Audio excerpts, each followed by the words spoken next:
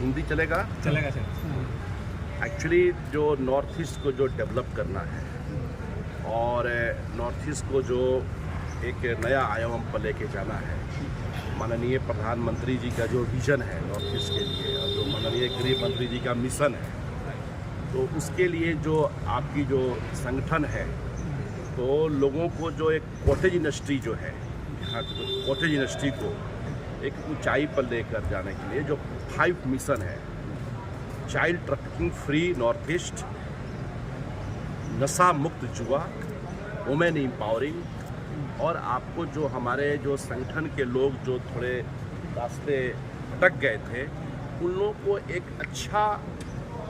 रोजगार देना, उनको एक अच्छा सम्मान देना, उनको अच्छा एक रिस्पेक्टेड लाइफ देने के लिए जितनी सेंट्रल गवर्नमेंट की स्कीम्स है,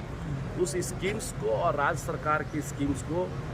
साथ में मिलाकर और उसको नए आयाम देने के लिए मैं एक छोटे से कड़ी के रूप में